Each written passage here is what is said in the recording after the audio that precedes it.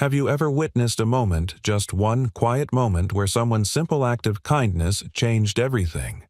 This story begins with a single dad, a tired flight, and a stranger who didn't say much, but carried more than anyone knew. Stay with us. What happens next isn't loud, but it will stay with you. Before we take off, don't forget to subscribe to our channel for more heartwarming human stories like this one. It means the world to us, and it helps these stories find more people who need them. Now, let's begin. Single dad saved a woman from harassment on the plane, not knowing she secretly owned half the sky. The lights on the tarmac shimmered like lost stars as Jack Callahan guided his sleepy daughter through the jet bridge. Emily clutched his hand with one and her frayed teddy bear with the other, her small body bundled in a coat 2 sizes too big. She blinked slowly, her lashes heavy from the long day. "Almost there, sweetheart," Jack murmured, giving her hand a reassuring squeeze.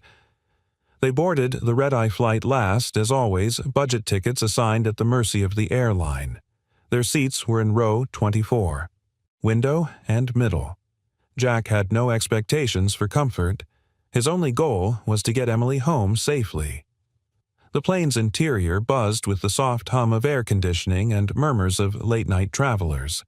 Businessmen scrolling through emails, a couple arguing in hushed tones, a teenager chewing gum too loudly. The usual. Jack helped Emily into the window seat and settled beside her, shifting his broad shoulders into the cramped middle. The aisle seat beside him was empty until a woman slid into it, wrapped in a thick hoodie and oversized scarf. Her face was partially hidden behind large sunglasses despite the dim cabin lighting.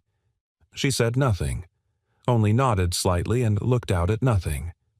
Jack gave her the same courtesy. He wasn't the type to make small talk. Not anymore. Emily leaned into him. "Daddy, she smells like flowers," she whispered with a sleepy smile. Jack smiled softly and tucked the thin blanket over her knees. "Be nice, Bug. Everyone's tired." Just before takeoff, another passenger approached, a tall man in a fitted suit, half-unbuttoned shirt, and the unmistakable scent of whiskey clinging to him like cologne. He frowned at the woman in the aisle seat.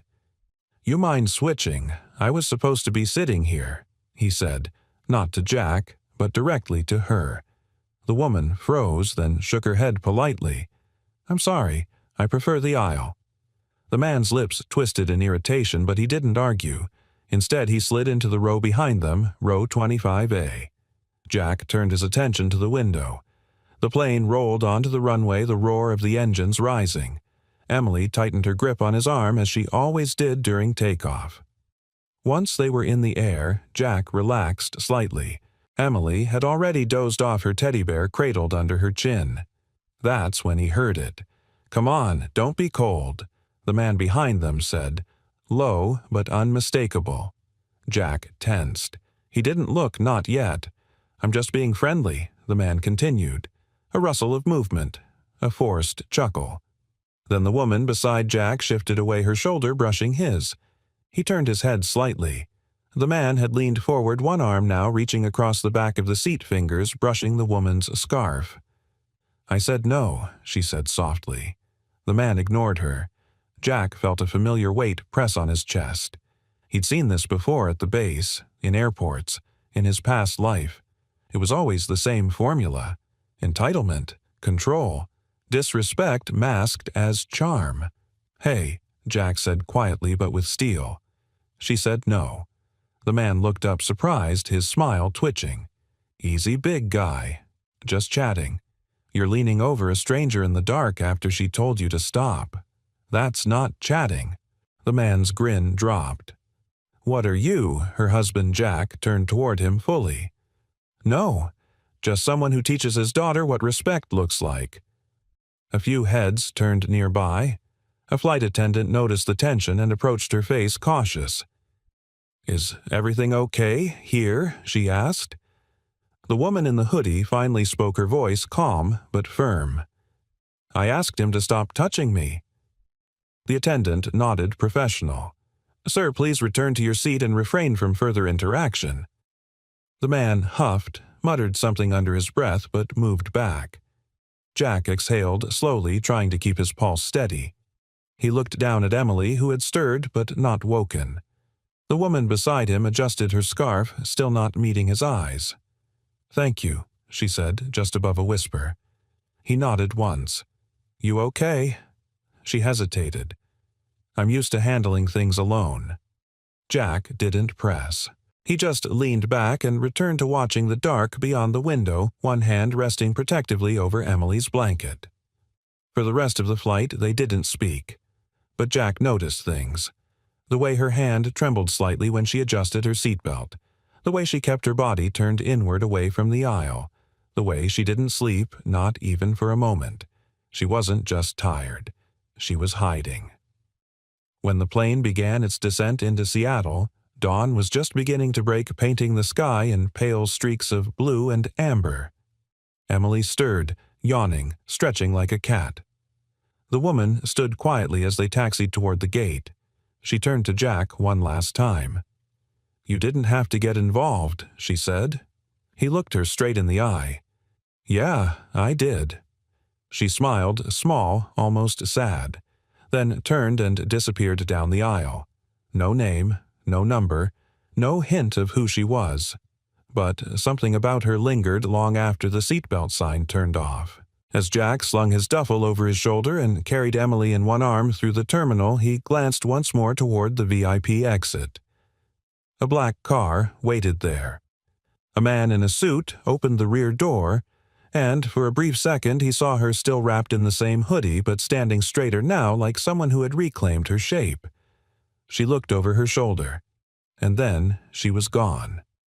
Jack didn't sleep that night, not really.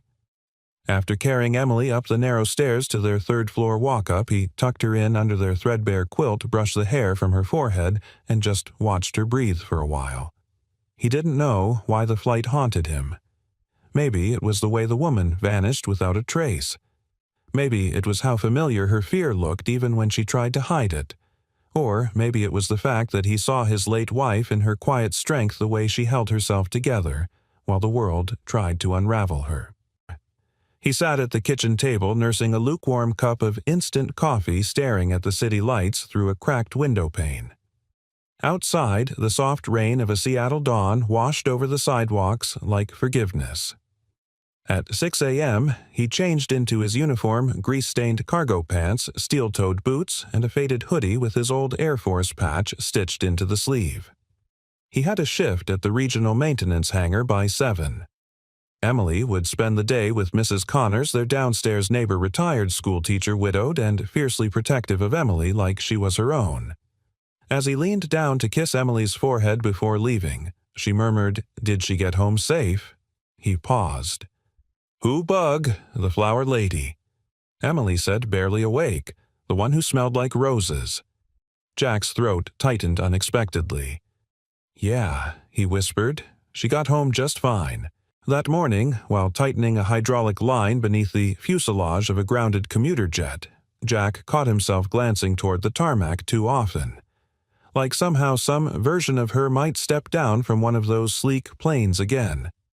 But all that arrived were tired businessmen, yawning flight crews, and the same corporate shuttles. It wasn't about her. It was the way her silence spoke louder than her words. The way she'd said, "I'm used to handling things alone." That line lingered in him like smoke after a fire. He'd known that feeling. Years ago, when his wife Megan was diagnosed, he'd tried to be her rock-strong calm, composed. But some nights, when her pain silenced even her tears, he'd slipped out to the porch and sat in the cold hands, shaking, not sure if he could hold it all together. He'd learned then that even the strongest people cracked when no one was watching. And that was what unsettled him most about the woman on the plane. She hadn't cracked. Not once, but her eyes had begged for space. That afternoon, while Jack was rechecking tire pressure on a domestic 737, his supervisor walked by with a clipboard. "Hey, Callahan," the man barked. "Got a few hours next week to spare." Jack straightened. "Depends. Training seminar coming up. Corporate wants us to prep for a passenger safety initiative. Cultural conduct, interpersonal awareness. All that HR fluff." Jack raised a brow. Didn't know we were flight attendants now. Yeah, well, this one's not optional. Word is it's backed by someone big. New fund, new vision. Some exec from the top wants real stories from the field. Jack sighed. Sure, I'll sit through it. The supervisor nodded and walked off, leaving Jack squinting toward the hangar entrance. He didn't know why, but something inside him stirred. That night, Jack and Emily shared grilled cheese sandwiches at their little kitchen table. Emily, legs dangling from the chair, chattered about her day with Mrs. Connors. She said, "I'm getting good at reading aloud," Emily beamed. "I read Charlotte's Web with voices and everything." Jack smiled genuinely. "That's my girl." Then she grew quiet. "Daddy, why was that man on the plane so mean to the flower lady?" Jack hesitated. Sometimes people don't know how to be kind. Or worse, they don't care. Emily looked at him seriously. "But you care." He looked into her eyes, Megan's eyes, and nodded. "Always." She leaned in, whispering, "You were like a knight, but without a horse." Jack chuckled. "I'll get a horse eventually." Emily giggled. Then her voice dropped. "Do you think she's lonely?" He didn't answer right away. Maybe he said finally. But sometimes the loneliest people are the ones who look like they're doing just fine. Emily thought about that a long moment, then quietly asked, "Can we write her a letter?" Jack looked up surprised. "We don't know her name, honey." Emily tilted her head. "But we know her heart." Right. It hit Jack harder than expected. He pulled her into his lap, held her close, and said softly, "You know, Bug, you're going to change the world someday." She yawned, leaning into him. "Only if you come too." Later that evening, after Emily had gone to bed and the apartment was quiet again, Jack sat alone with an envelope. It was blank. He wrote nothing. But he held the pen, stared at the page, and thought about the woman who didn't look back. She hadn't needed him. But for a brief, quiet moment he'd made her feel safe. And in a world that rarely offers that to anyone, let alone women like her, that meant something. He didn't know who she was, but he knew what she was worth, even if the rest of the world hadn't figured it out yet. And somewhere else in a suite high above the city skyline, Ava Linwood stood at a glass wall overlooking Seattle. She still wore the same hoodie from the flight, her phone buzzing with unread messages. Her assistant knocked gently. "Ms. Linwood, the board's requesting a response on the shareholder proposal." "I'm not ready," Ava said, her voice low. The assistant hesitated. "You've never said that before." Ava turned her eyes softer than usual. "That's because this time I'm not pretending." She pulled Emily's forgotten teddy bear ribbon from her pocket. She'd kept it. She didn't know why, but something about that flight. Someone had seen her. Not as Ava Linwood, CEO of Luma Air, not as an heiress or a brand, just as a woman. And that for the first time in years had made her feel real. The rain hadn't stopped since dawn. Seattle's sky had always had a weight to it, soft, gray, heavy with unshed tears. Jack stood under the hangar awning, his hands wrapped around a paper cup of cheap coffee, watching droplets slide down the windshield of a Cessna 206 like racing nerves. It had been 3 days since the flight, 3 days since the woman in the hoodie, 3 days since Jack had felt something shift beneath the surface of his otherwise predictable life. He couldn't explain it. It wasn't attraction. It wasn't fantasy. It was more like resonance, like 2 notes in the same chord vibrating from opposite ends of a piano. She didn't ask for help, and he hadn't tried to be anyone's hero. But in that shared silence, something unspoken had passed between them, and it refused to leave him. "Callahan," a voice barked behind him. Jack turned as his supervisor Dale approached with his usual impatient gait and a clipboard in hand. "You're on break, or holding a vigil for that windshield." Jack smirked lightly. "Multitasking." Dale handed him a folded memo. "You're scheduled for the corporate workshop next week. That thing I mentioned, passenger safety public relations, don't be a jerk in the sky kind of deal." Jack unfolded the page. The heading read, "Safe Skies Initiative. pilot program training. Under it, lead facilitator, Ava Linwood, CEO, Luma Air Group. Jack's breath paused. Ava. Of course. He stared at the name, feeling the memory of her voice, her stillness on the plane rush back through him. The way she had stood at the car outside the terminal, glancing over her shoulder like she was about to step back into a world she didn't belong in anymore. "She's some big shot?" Jack asked, feigning casual. Dale shrugged. Luma Air's new head. Young, loaded, unpredictable. Canceled her engagement to some billionaire hedge fund punk and vanished from the media for 2 months. Now she's suddenly on a values kick, probably trying to fix her image. Jack nodded, though something about that explanation rang hollow. He remembered her differently. She hadn't seemed calculated. If anything, she looked like a woman running from the very life everyone assumed she loved. "Why me?" Jack asked. Dale tapped the clipboard. They wanted mechanics who've had field interactions with passengers. "Authentic voices," they said. "You intervened in that incident last week, remember? HR flagged it as exemplary." Jack raised an eyebrow. "So, now I'm exemplary," Dale chuckled. "Don't get used to it." That night, Jack stood in front of the mirror in their tiny bathroom, trying to make a button-down shirt look like it hadn't been folded since last year's funeral. Emily sat cross-legged on the closed toilet lid chin, propped on her hand, watching him. "Is it a date?" she asked innocently. Jack gave her a mock glare. "No, but you're ironing. You never iron. It's a training meeting, not a prom." Emily's eyes twinkled. "Maybe the flower lady will be there." Jack paused at the mirror. He didn't respond. He didn't have to. Emily slid off the lid and wrapped her arms around his waist. "If she is." "Can you tell her I liked her?" Quiet, Jack looked down. "You liked her, Quiet." Emily nodded against his side. "Some people talk too much." She didn't have to say anything. She just felt kind. Jack swallowed, brushing a strand of hair from her face. You felt that she held her breath a lot, like Mama used to when she was trying to be brave. Jack knelt. "You're really good at noticing things you know," that Emily grinned. "I learned from the best." The next morning, the Luma Air corporate office was nothing like Jack expected. It wasn't glass and chrome coldness. It was warmth, sleek, modern, but soft. Natural light. Real wood. No pretension. There were framed photos of passengers hugging flight attendants, drawings from kids thanking pilots, notes from elderly passengers praising patience and dignity. It didn't feel like a business.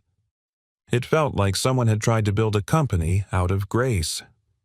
Jack sat in the third row of a small presentation hall. He hadn't been in a suit since Megan's funeral. His boots were still scuffed, but he'd tried. Emily had even tucked a lucky penny in his pocket before he left, whispering, "In case you forget how special you are." The room dimmed. The screen came to life. Then she walked in.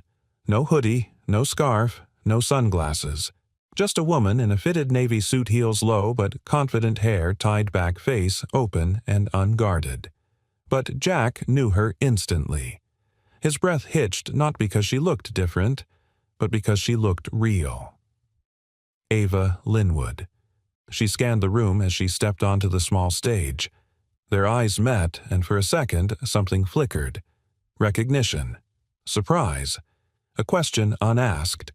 But she said nothing. Instead, she spoke to the room. And it wasn't corporate. It was human. "I'm not here to talk about brand. I'm not here to sell a slogan.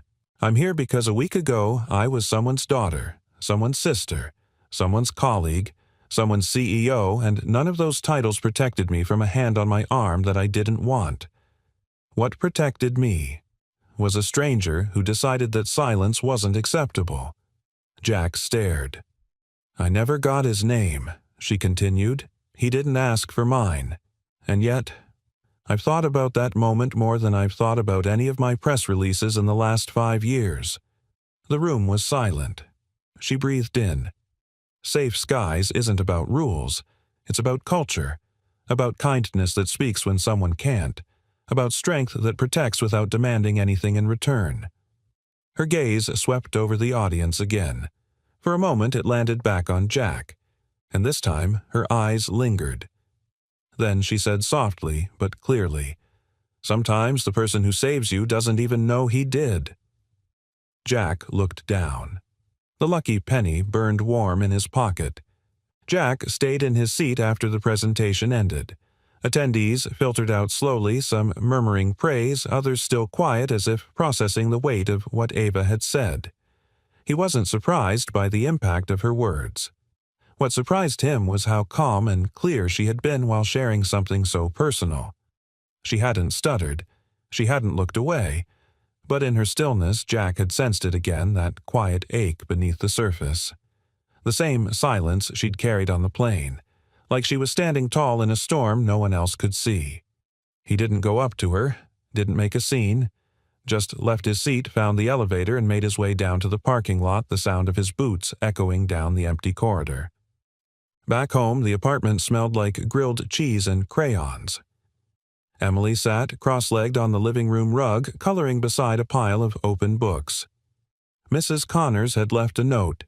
"She's an angel, as always." Left her reading to a stuffed lion while eating apple slices. "You're raising a heartbreaker, Jack." Jack smiled at that. Emily ran to greet him. "Was she there?" she asked immediately. The flower lady Jack hesitated, then nodded. "Yeah, she was." Emily's eyes sparkled. "Did she see you? I think so." "Did she remember you?" Jack paused again. "She didn't say anything." "But I think she did." Emily looked thoughtful for a moment, then returned to her drawings. "I hope she knows you're the best daddy." Jack ruffled her hair. "I think she saw enough to get the idea." That night, long after Emily had fallen asleep, Jack found himself sitting at the tiny kitchen table again. His laptop sat open in front of him, the soft glow casting shadows on the peeling linoleum countertop. He wasn't usually one for social media or corporate websites, but tonight curiosity crept in like a tide he couldn't hold back. He searched Ava Linwood CEO Luma Air, and there she was. Not the woman in the hoodie, not the nervous passenger, but the public figure flashing smiles at ribbon cuttings, shaking hands with dignitaries standing at conference podiums in tailored suits. One article titled, "Her the Youngest Queen of the Skies." Another, "Linwood takes the helm from heiress to industry disruptor." Jack scrolled slowly. A video began autoplaying a clip from a morning show interview just a few months old. The interviewer asked, "What do you say to those who think your rise to power was inherited, not earned?" Ava had smiled politely but firmly. "I didn't choose my last name, but I choose every decision I make, and that includes refusing to be defined by anyone else's expectations." Even on screen, she spoke with purpose. But Jack saw it now, the flicker behind her eyes. The cost of caring so much while pretending it was weightless. Another clip, another article, and then one headline that made him sit up straighter: "Linwood breaks engagement, withdraws from public eye." The piece was vague, speculative, sources close to her cited irreconcilable personal values, but gave no further comment. Just a picture her standing alone at a gala champagne, untouched expression, unreadable. Jack leaned back, folding his arms. So she had vanished. Like she'd stepped off the carousel and refused to climb back on. And somehow in that detour she'd ended up on a red-eye flight next to a single dad and his sleepy daughter. He didn't know what she was running from, but he recognized the look in her eyes, the one that said, "I'd rather be no one for a little while just to remember who I am." The next day, while Jack was inspecting the landing gear of a grounded regional jet, his supervisor's voice crackled through the radio, clipped to his belt. "Callahan office. Linwood wants to see you." Jack blinked. "Sorry what you heard me. Corporate's still here. She asked for you by name." He didn't have time to overthink. Just wiped the oil from his hands, straightened his shirt, and walked across the tarmac. Ava's makeshift meeting space was a corner conference room lined with tall windows and clean white walls. She stood near the far end, hands folded neatly, posture relaxed but alert, like someone used to guarding herself in every room she entered. She looked up when he walked in. "Mr. Callahan," she said. "Thank you for coming." Jack nodded, staying by the door. "Didn't know I had a choice." Ava smiled slightly. "You always do, but I'm glad you came anyway." A pause, then she gestured toward a chair. "May I?" Jack took the seat. "You remembered me." "Of course I did." Another pause. She leaned forward just slightly. "I didn't thank you. On the plane." Jack shook his head. "Didn't do it for thanks." "I know," she said quietly. "That's why it meant something." They sat in silence for a beat. Then Ava spoke again, slower this time, more deliberate. "I was scared that night. Not of the man. I've dealt with worse. But of how normal it felt to freeze. To say nothing. To expect nothing." Jack listened. "And then you stood up," she continued. "Not because you knew who I was. Not because you wanted anything. Just because it was the right thing to do." He looked her in the eye. "I didn't think. I just looked at my daughter sleeping and thought, if it were her, I'd want someone to stand up." Ava's face softened. "I envy that," she said. "That clarity. I've spent most of my life surrounded by people who only act when it benefits them." Jack shrugged. "Maybe that's why we miss the simple things." She smiled again this time, more genuinely. "I want to offer you something," she said. "A role." Jack blinked. "I'm not looking for a job." "I know. But this isn't just a job. It's a chance to help shape something bigger. The Safe Skies initiative, it can't just be a PR move. It has to mean something. I want real people like you to help build it." Jack stayed silent. "I won't dress it up," she added. "It'll be messy, frustrating, maybe even slow, but it will matter." He exhaled slowly. "I have a daughter." "She's the reason I'm asking." Ava said, "Because she saw you do the right thing without knowing anyone was watching. That's who I want leading this." Jack leaned back. He didn't have an answer yet, but for the first time in a long time, something in him stirred. Not duty, not routine, possibility. And maybe something else too.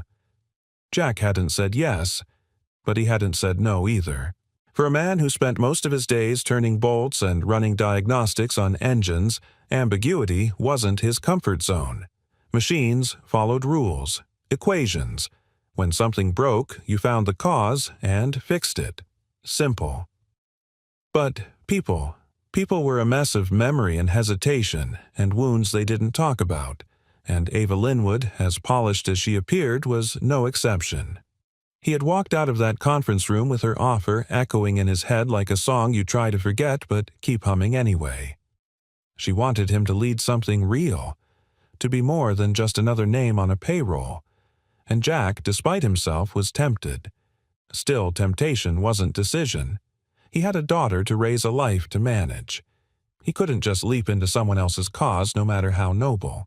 That night, while Emily built a blanket fort in the living room and demanded it be called Castle Braveheart, Jack stood in the kitchen staring at the envelope that had been sitting in his coat pocket since the day before. It was small, handwritten, no stamp, just "To the lady on the plane," from Emily. He'd found it the morning after the seminar tucked behind her sketchbook. He hadn't opened it. It wasn't his to read, but tonight something told him he needed to. "Dear Flower Lady, my name is Emily. You sat next to me and my daddy on the plane. I don't know your name, but I liked your scarf and the way you were quiet like my mom used to be when she was thinking a lot. Thank you for smiling at me. I hope you're okay. My daddy protected you. That's what he does. He says real bravery is being kind even when nobody claps. If you're sad, I hope you find someone to sit next to you who makes you feel safe too. Love, Emily Callahan, age 7 and 3 to 4. Jack read it once, then again. The second time he had to blink twice to see clearly. He sat at the table, the letter trembling slightly in his calloused hands. Emily had never met Ava as a CEO or as a public figure. She saw her only as a person, a quiet stranger who smelled like flowers and seemed like she might be trying hard not to fall apart. And somehow, his daughter had put into words what Jack hadn't been able to say out loud. It wasn't about joining a corporate initiative. It wasn't about a job. It was about showing up again and again for people who didn't expect it, but deeply needed it. He looked toward the living room where Emily had fallen asleep inside her castle, one arm still clinging to her teddy bear. The fort's ceiling sagged slightly where she'd tried to hang it from a bookshelf. He smiled, then stood up and picked up the envelope. The next morning, Jack drove to the Lumiere Tower not because he had decided, but because some decisions aren't made with certainty. They're made with conviction. The receptionist blinked in surprise when she saw him. "Mr. Callahan, I'm here to see Ms. Linwood. She didn't have you on her calendar today." "I'm not here for a meeting," he said, holding up the letter. "Just wanted to drop something off." The receptionist took it carefully. "I'll make sure she gets it." Jack nodded and turned to go, but he hadn't made it to the door before he heard footsteps. Jack. Ava stood just outside the elevator, bank jacket slung over one arm, hair pulled back in a loose braid that made her look younger, softer. Less CEO, more human. He turned. "Didn't know you were around. I was just heading out. I saw your name on the visitor log." They stood for a beat. He held out the envelope. "She wrote this. I think it's yours now." Ava took it, eyes scanning the childish handwriting on the front. Her fingers tightened around it, but she didn't open it right away. Jack cleared his throat. "She's good at seeing people. Has this way of knowing what's real." Ava nodded slowly. "She's a lot like you." "Too good for me," more like he said with a half smile. "I haven't decided yet. I didn't expect you to. I just wanted you to consider it." "I am." "Not because I asked," she added. Jack shook his head. "No, because you didn't ask like everyone else does." She looked down at the envelope again. "Can I show you something?" He hesitated, then nodded. They rode the elevator to the top floor. Ava led him through a quiet hallway past her office to a glass room with high ceilings and floor-to-ceiling windows overlooking the Puget Sound. But what stopped Jack wasn't the view. It was what covered the walls. Letters, drawings, emails printed out and taped up, notes from passengers, staff, survivors, apologies, thank yous, hundreds of them. At the center of the wall, in thick red letters, "This is who we serve." Ava stood beside him quietly, watching his reaction. "I built this when my father died," she said. "Everyone thought I'd take over because I was next in line, but I didn't want to inherit something cold. I wanted to remember that this business is about people, about stories, about chances." Jack stared at the wall-eyes, catching on one letter from a mother who wrote, "Your pilot walked my elderly father to his seat and didn't let go until he smiled. I will never forget that." "I lost that for a while," Ava said softly. "Got caught in boardrooms and bottom lines, until a stranger stood up on a plane and reminded me why I wanted to be here in the first place." Jack turned to her. She finally opened the envelope and read Emily's letter. Her throat tightened, and then, without a word, she reached into her purse and handed Jack a small card. On the back, scribbled in ink, no titles, no suits, just people. "Let's build something honest." Jack tucked the card into his wallet, then smiled. "All right," he said. "Let's build it." The first day of training didn't begin in a boardroom. It began at a gate. Gate C12, to be exact, one of the busiest in SeaTac, where parents juggled strollers and carry-ons, businessmen talked too loud on Bluetooth earpieces, and teenage travelers huddled with headphones disengaged from the world around them. Jack stood by the terminal window in his crisp Luma Air polo, scanning the room not for safety risks, but for the invisible things. The uneasy glances, the hesitation in someone's step, the kinds of cues only someone who'd once felt helpless knew how to spot. Ava had insisted that if they were going to build a culture of safety, it had to start here, not with a script or a slide deck, but with people in real time. He heard footsteps behind him.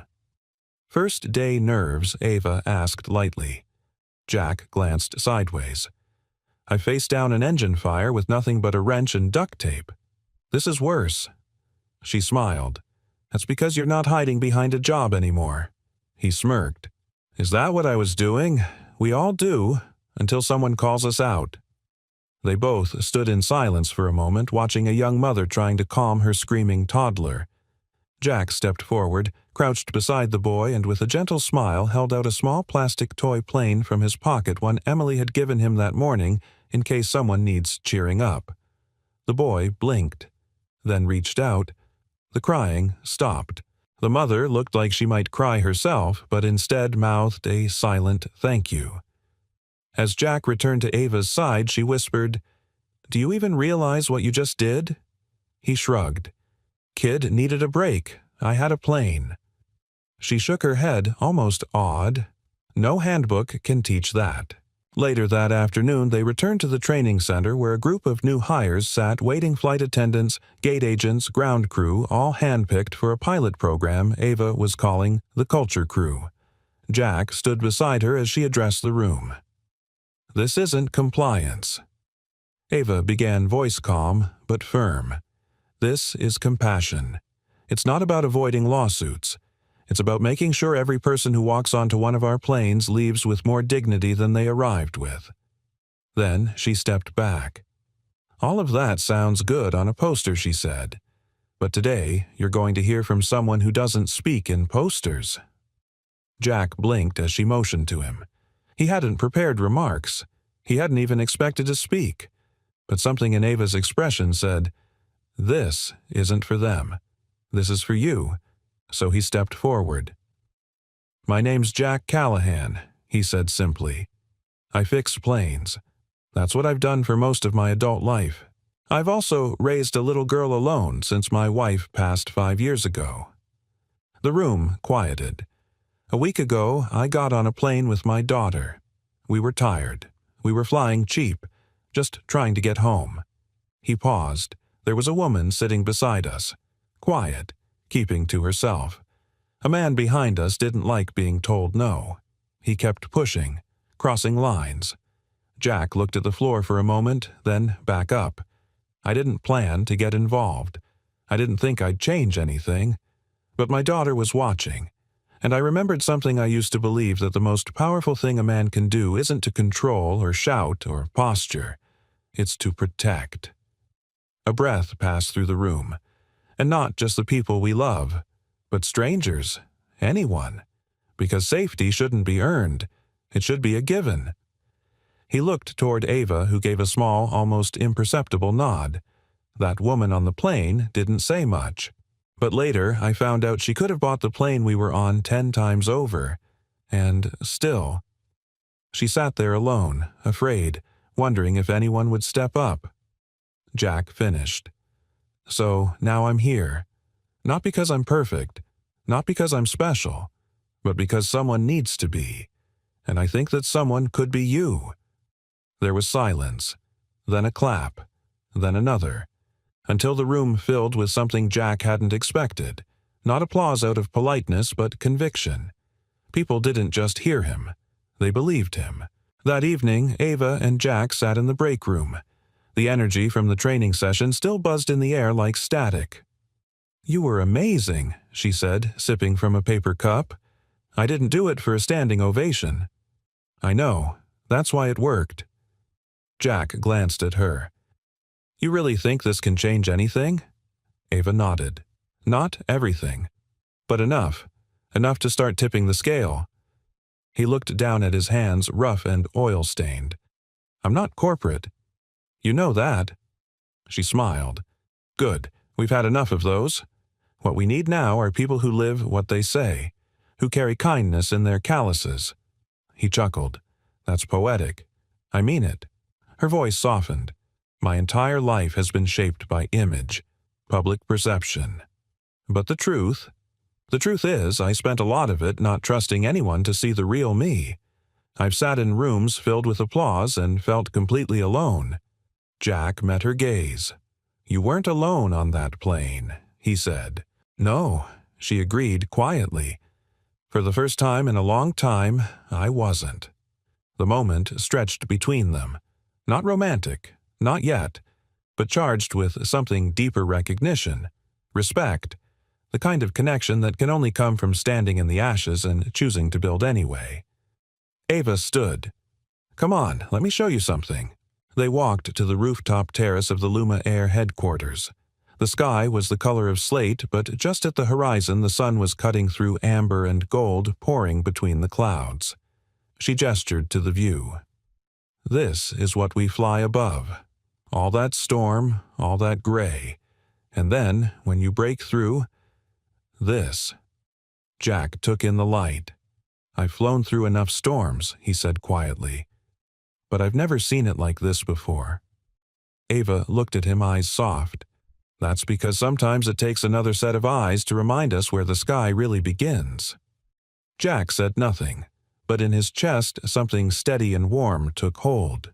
He didn't know what it was yet, but he knew it was worth flying toward. The days that followed blurred into motion meetings, mock scenarios, late-night debriefs, coffee cups gone cold before they could be finished. Jack had never been in so many rooms with so many words flying around. People talked about vision branding, policy integration, and stakeholder synergy. Most of it sounded like wind to him, but every once in a while Ava's voice would rise through the noise, clear-measured and startlingly human. "We don't change culture with checklists. We change it by how we treat people when no one's watching." It wasn't just lip service. She lived it. Jack watched her take time to learn everyone's names, ask about their families, remember who needed time off for their kids' dance recitals. It was subtle, but powerful. And yet, she remained just slightly out of reach. Professional, cordial, grateful, but always a step behind her own eyes, like she was carrying something too fragile to place down. Jack saw it most when they were alone after the sessions ended. She'd linger in the hallway or the rooftop terrace, always looking out at something invisible. That night, after a full day of back-to-back trainings, Jack stayed behind to stack chairs. The conference room smelled faintly of markers and old carpet. Ava appeared in the doorway, barefoot, her heels dangling from her fingers. "You don't have to do that," she said. He shrugged. Not much of a sitter. She hesitated, then stepped in. "You were quiet today. I talk more with wrenches." She gave a small smile. "Still thinking about what you said last week? About your daughter watching you?" "Always," he replied. "She's my compass." A pause. Then quietly Ava said, "I never had that." Jack looked at her. "I mean, I had people, parents, staff, expectations, but not someone I wanted to be better for. Not until recently." Jack set a chair down slower now. "Emily?" She nodded. "And you." That hung in the air, surprising not in a romantic way, but in the way truth lands when it's been circling you for days. Ava crossed the room and sat on the edge of the stage heels, resting beside her. For a moment, she looked nothing like a CEO. She looked like a woman trying to unclench years of being everyone else's version of herself.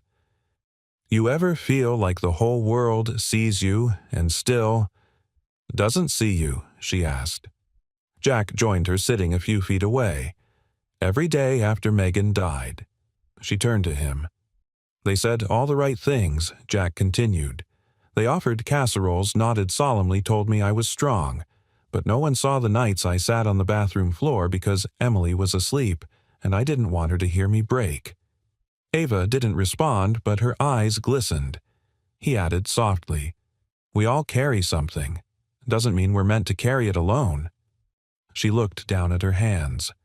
"When I called off the engagement, it wasn't because I stopped loving him. It was because I realized I never really knew what love was. Not real love.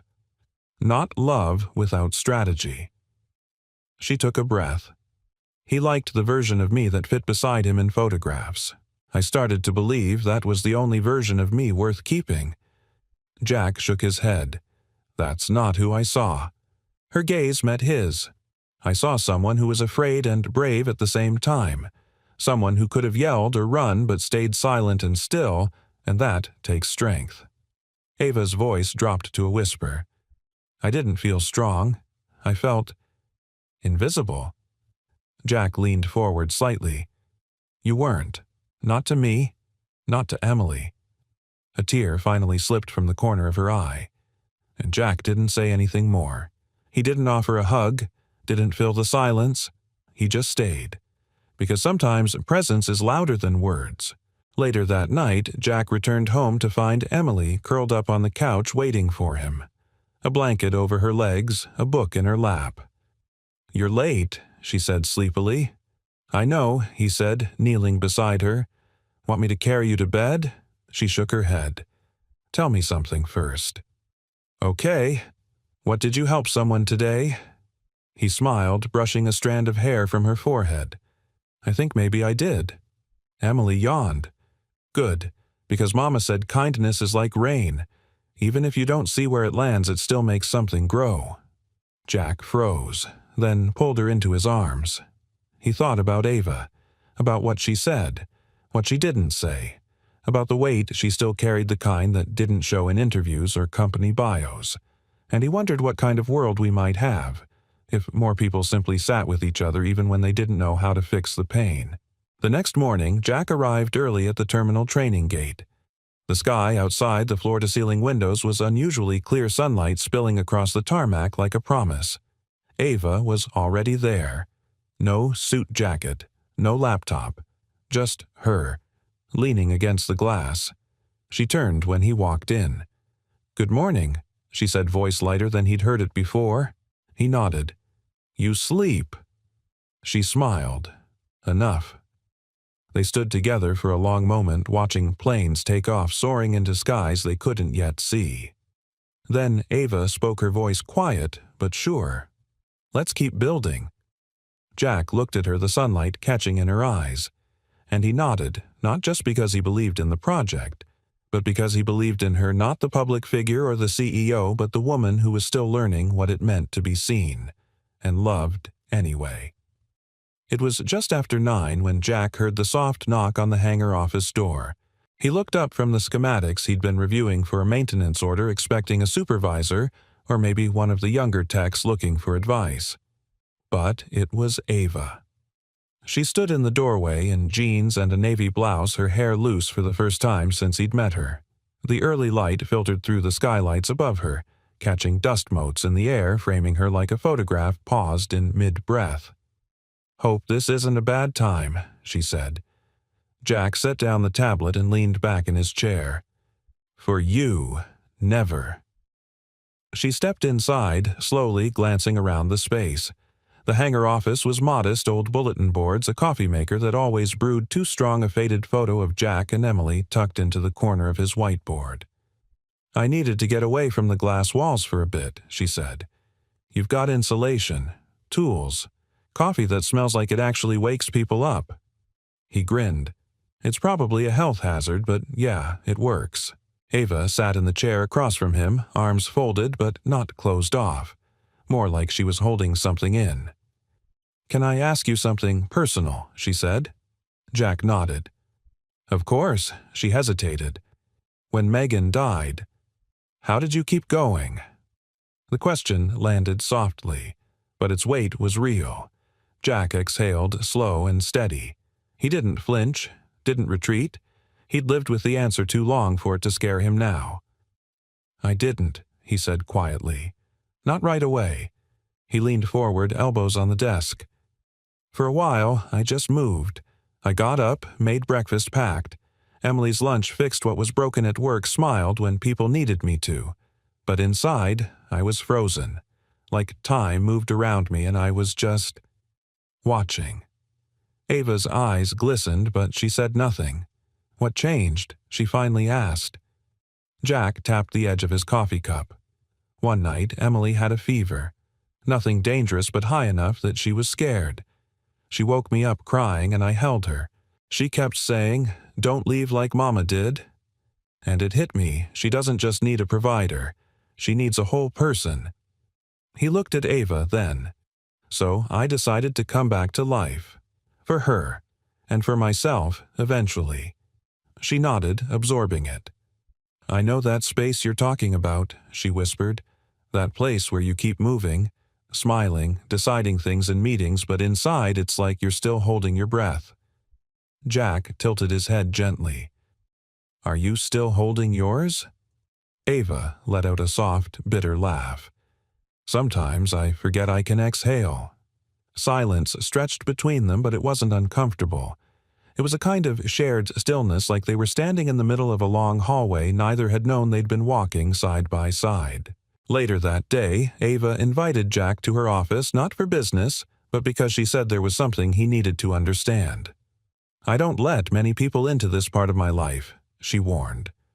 Her private office was sleek and modern as expected, but tucked behind a decorative panel was something Jack hadn't imagined: a narrow door leading to a quiet room filled with personal artifacts. Old photos, journals, a piano softly lit by ambient light. "This was my mother's," Ava said, gesturing toward the piano.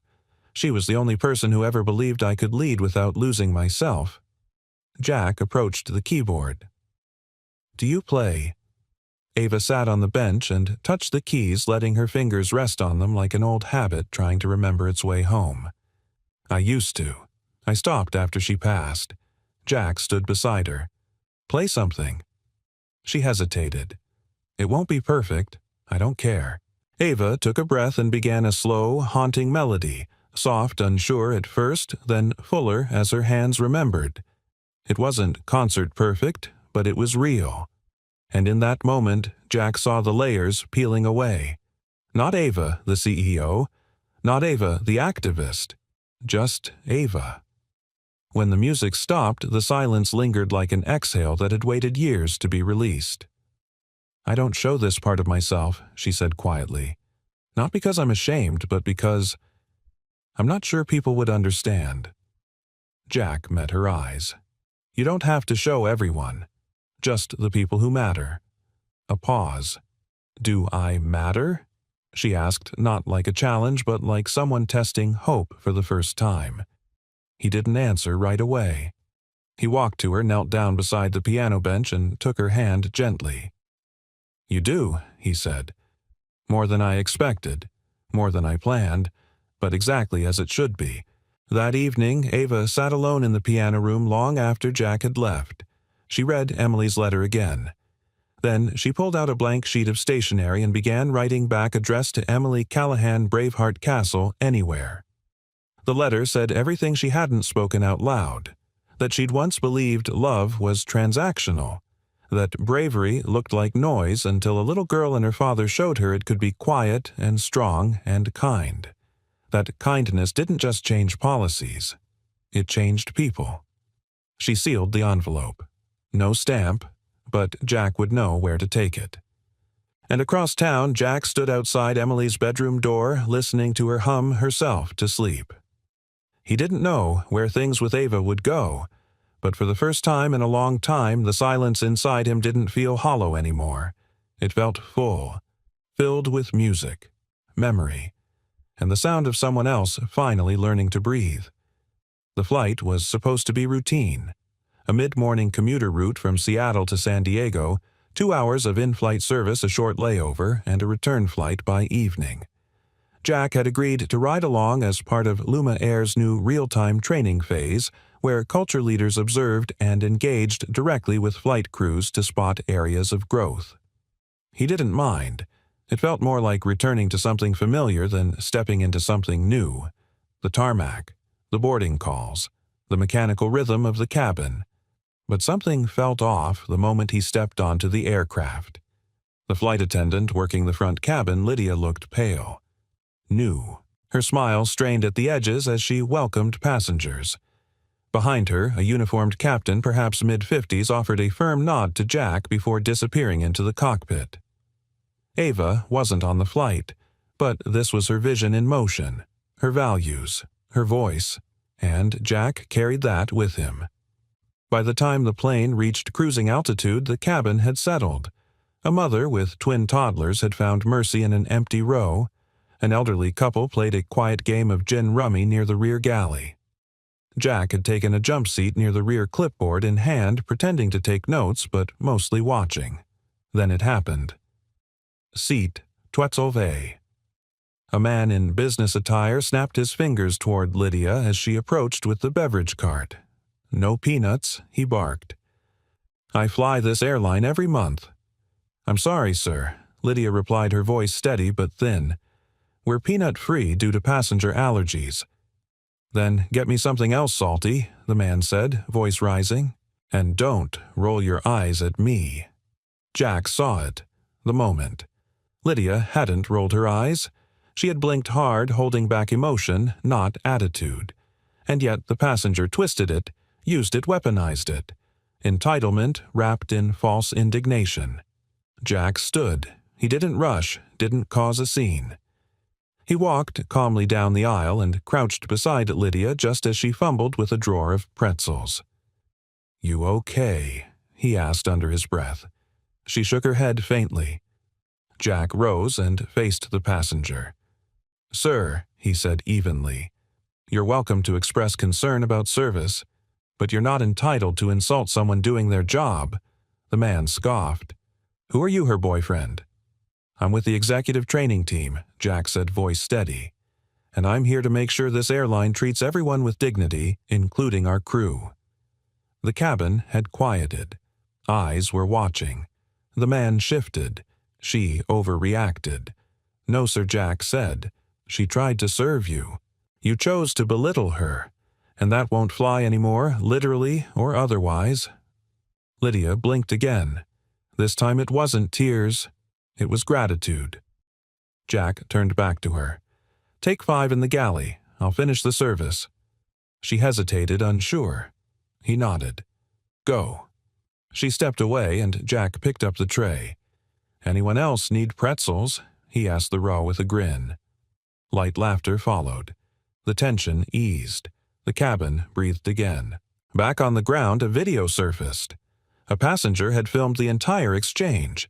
By noon, it had over 200,000 views on a travel blog. By 4, Ava called. "You stole my thunder," she teased. Jack chuckled. "Wasn't trying to go viral. You didn't go viral. You went human. There's a difference." He heard something in her voice. Not amusement, pride, respect. Something warmer. "There's a press request," she continued. "Want to talk to a camera?" "No thanks," Jack replied. "I'd rather fix what's broken behind the scenes." "You fixed something very visible today," she said. "And you did it the right way." He paused. "I learned from someone." Ava's voice softened. "Who you?" There was a silence on the line, then a breath. "Can I come by tonight?" she asked. Yes. That evening, Ava arrived at Jack's apartment carrying a paper bag. "Dinner," she said, lifting it. "Thai. You look like a pad see you kind of man." He grinned. "And you look like someone who did not eat on purpose, so you could say that." She laughed, really laughed, and for a moment they were just 2 people in a cluttered kitchen setting plates, stealing bites of food between stories. Emily joined them halfway through dinner, sleepy-eyed in her unicorn pajamas. Ava knelt beside her. "I wrote you something." Emily blinked, then lit up. "A letter." Ava nodded. "Can I read it to you?" Jack watched from across the table as Ava unfolded the small envelope, the same one she'd sealed in her office days before. She read slowly, clearly. "Dear Emily, you may not remember what you said to me that night, but I will never forget it. You reminded me that quiet can still be strong, that kindness can come in the shape of a question, that sometimes the smallest people carry the biggest hearts. I hope you always ask hard questions. I hope you never stop believing your daddy is the bravest man on earth, because he is, and I hope one day I can be as brave as you were when you smiled at a stranger in the dark." With love, Emily hugged her without words. Jack turned away briefly, swallowing the lump in his throat. Later, after Emily had gone to bed and the dishes had been left for tomorrow, Jack and Ava stood on the tiny balcony outside. The city buzzed below a heartbeat of distant sirens' laughter and late-night traffic. "You didn't have to come," Jack said. "I did," Ava replied. I needed to be reminded why this matters. He looked at her. "Do you ever doubt it?" she exhaled. "Only when I'm alone." Jack stepped closer. "You're not alone tonight." A pause, then with a voice just above a whisper she said, "I don't want to be." He took her hand, and for the first time not in boardrooms or briefings or branding efforts, but here in this quiet, unassuming space. They let the silence say what words couldn't. Not everything was fixed. Not everything needed to be. Because now they were flying with something new beneath them trust. The auditorium filled slowly. Not the kind of space built for drama or grandeur, but for function. Neutral walls. Comfortable chairs. A podium that had seen its share of slide decks and small talk. Today, however, it was different. This wasn't just a launch, it was a beginning. Ava stood backstage staring at the faint glow of the projection screen behind the curtain. Her speech was folded in her hand, but her fingers didn't grip it. She wasn't nervous about the words. She was nervous about the weight. The Safe Skies initiative was no longer an idea, it had become a movement.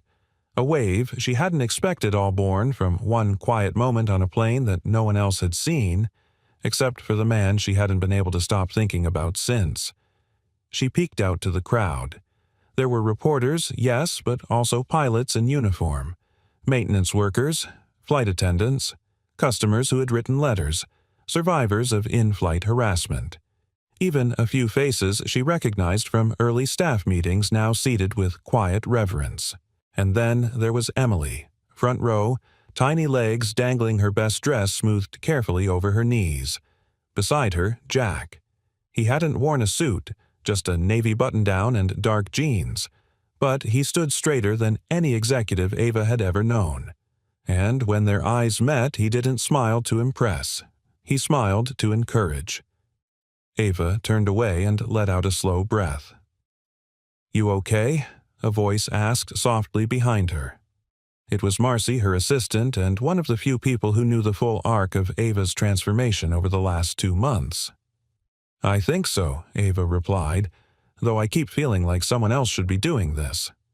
Marcy tilted her head. "Funny. The board said the same thing. Until they heard you speak. You don't just sound like a leader anymore, Ava. You sound like someone who believes in something."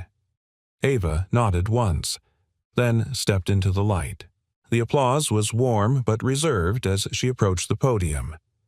Not celebrity applause, not obligation, respect. She didn't look at her notes. She didn't need to.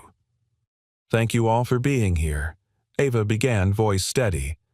"I know we come from different places, some of you from boardrooms, others from baggage bays, but today we sit in the same room because something unites us." She glanced briefly at Jack. Dignity. She continued not as a CEO, but as a woman who had finally stopped running from her own reflection. 2 months ago, I sat on a plane in silence while a stranger made me feel small. I didn't yell. I didn't fight. I shrank. Because that's what too many of us have been taught to do. Shrink, apologize. Endure. A hush settled over the room. But then another stranger stood up. He didn't know my name. He didn't know my past, but he knew wrong when he saw it. And more importantly, he knew what right looked like. Jack looked down, modest, his thumb gently rubbing Emily's knuckles where her hand rested in his. Safe Skies isn't about a brand. It's about a choice. About teaching every employee, every passenger, every crew member, especially every young girl and boy watching us, that courage can be quiet and kindness can be loud. Her voice wavered for just a moment, then deepened with resolve. "I've spent years trying to build a name for myself. But that night I realized your name doesn't matter as much as your actions. Titles fade. Legacy is behavior." She paused. "Let the truth sit. And so to honor that truth, I want to introduce the newest part of this program. A scholarship fund. Not for executives. Not for prodigies. But for children of the invisible heroes in our system mechanics crew. Single parents who choose dignity every day without applause." There was a soft murmur. Surprise. Emotion. The first recipient of this fund is a girl who reminded me that you don't have to be loud to be strong, that sometimes the bravest people wear unicorn pajamas and hand you letters that become lifelines. She looked directly at Emily. "Emily Callahan, will you join me up here?" The little girl blinked, startled. Jack gently nudged her. She stood a little unsteady, then walked up the steps as the room filled with a soft, rising applause. Ava knelt. "I never had a little sister," she said quietly. "But if I did, I'd want her to be just like you." She handed Emily a simple certificate, a gold envelope, and hugged her gently. Emily whispered, "I'm proud of you." Ava blinked back the emotion and whispered back, "Me too." Later, as the crowd filed out and reporters cornered executives for quotes, Jack and Ava stood near the stage together but not needing words. "She told me you were going to cry," Jack teased gently. "She told me you were going to squirm." Ava shot back. He shrugged. She wasn't wrong. They stood quietly watching Emily show her certificate to an airline captain. Then Ava turned. "I meant every word. I know Jack said, I've stood on stages my whole life," she added. "But this is the first time I felt like I was actually standing for something." Jack touched her hand, light but certain. "You were." She smiled. "And what about you? How does it feel to be the guy who changed a company without ever applying for the job?" Jack chuckled. "Exhausting. And strangely, right." A pause. Then Ava stepped closer. "I was terrified of being seen for a long time," she said. "But now I think I'm more afraid of going back to being invisible." "You won't," Jack said. "Not anymore."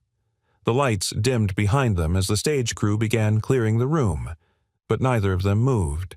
Because sometimes after a storm has passed, the silence that follows is sacred, not empty. Full of purpose, of possibility, of love just beginning to know its name. 6 months later, spring arrived like an overdue apology. In Seattle, that meant early dogwoods blooming along neighborhood streets, sunlight filtering through clouds with hesitant grace, and the rain still frequent but gentler somehow, as if even the skies were learning how to let go. Jack stood at the gate of a small regional airport in eastern Washington, clipboard in hand but his mind elsewhere. He wore the Navy flight training polo that had strangely become his second skin. Not a uniform, not quite a title, but a quiet symbol of everything that had changed since the day he stood up on that plane and never sat back down in the same way again. "Gate 3 is all yours," the flight coordinator called. "School group coming in. You're clear on the pre-board." Jack gave a nod, but his smile stretched beyond duty. Today wasn't about training new hires or reinforcing policy. It was something far more personal. Today was Ava's idea. A test run of Safe Sky's newest Venture Empathy flights, a program that paired experienced crew with first-time flyers from underserved communities.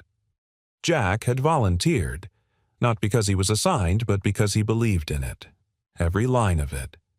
And somewhere in the crowd of boarding passengers was the girl he'd once been the one who didn't know if flying was for people like her.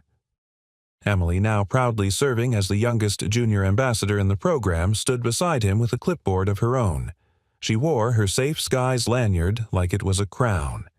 "You nervous?" Jack asked, glancing down. Emily rolled her eyes.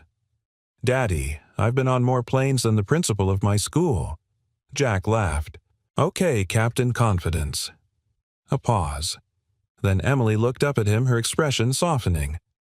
"Is she really flying in today?" Jack knew who she meant. He nodded. "Gate 7. Her meeting ran late, but she's connecting through here for the final leg." Emily grinned. "So, is today the day?" Jack raised a brow. "What day?" She gave him the kind of look only a child can give when they know something a grown-up thinks they've kept hidden. "The day you finally ask her," she said. "You know, ask her." Jack chuckled. "And what if I get it wrong?" Emily shrugged. "You got it right the day you stood up for her. Everything since then is just extra credit." Before Jack could respond, the terminal's overhead chime sounded, and the gate attendant lifted her mic. Flight 738 inbound from San Francisco, now arriving at Gate 7. Jack's breath caught just for a second.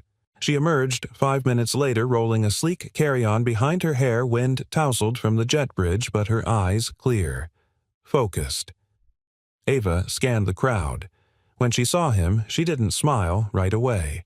Instead, she stopped, stared, as if rewinding every moment that led to this one, from the flight to the boardroom to the rooftop to the speech that changed everything. Then her face softened and she approached. "You're early," she said. "So are you." She leaned into him, her carry-on forgotten, and wrapped her arms around his middle. Not formal, not forced. Home. Emily raced over clipboard bouncing against her chest. "We're boarding in 20, Ms. Ava. That means you have exactly 7 minutes for one serious conversation and one snack." Ava knelt down, grinning. "What snack do you recommend? Banana chips," Emily said very seriously. "And heart stuff." Ava glanced up at Jack. "Heart stuff." Jack rubbed the back of his neck. "Apparently, that's our family phrase for talking about the big things." Emily nodded like a tiny sage. "So, do you have heart stuff to say?" Ava stood, looked at Jack. The terminal buzzed softly around them, boarding calls, suitcase wheels, distant laughter. But here between them was silence, thick with everything they hadn't yet said out loud. "I've spent most of my life flying solo," Ava said, voice even but tender. "It made me efficient, brave, careful, but it also made me lonely." She looked at Emily, then back at Jack. "And then you sat next to me without knowing who I was. You didn't try to save me. You just saw me.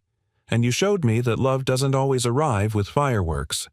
Sometimes it walks in quietly, offers a seat, and stays." Jack's throat tightened. "I've been thinking," he said slowly, "about everything. About Emily. About what we've built. And about how for the first time I don't want to rebuild alone." He reached into his jacket pocket and pulled out something small, a folded paper airplane. The kind Emily used to make for Ava in the early days of their friendship. But inside it, this time, was a ring. Simple, elegant, honest. Ava blinked, eyes wide. "No cameras, no spotlights," Jack said. "Just me. Asking you if you'd like to share the rest of your flights with me." Emily gasped and clapped. Ava didn't answer right away. She stepped closer, took his hand in hers, and whispered, "Only if the seat is next to yours." Jack slipped the ring onto her finger, and in that small ordinary gate surrounded by strangers heading off to destinations unknown, something extraordinary took off. Not a jet, but them, together. Months later, a new aircraft in the Luma Air fleet bore the name Emily Grace. On the seatback pocket of every 24B there was a small laminated card that read, "Kindness begins with noticing. Dignity begins with action. And sometimes the greatest journeys begin when someone simply says, 'This seat is yours if you need it.'" Passengers often asked who wrote it, and if you looked closely enough in the terminal, you might just see a mechanic-turned-leader and a CEO-turned-human waiting at the gate side by side, ready to help someone else take flight. Where are you watching from? We love hearing from viewers around the world, so drop your city or country in the comments below. If this story touched your heart, make sure to subscribe to our channel so you won't miss the next one. We've got many more stories that inspire, uplift, and remind us what truly matters. Thank you so much for watching. We're grateful to have you here.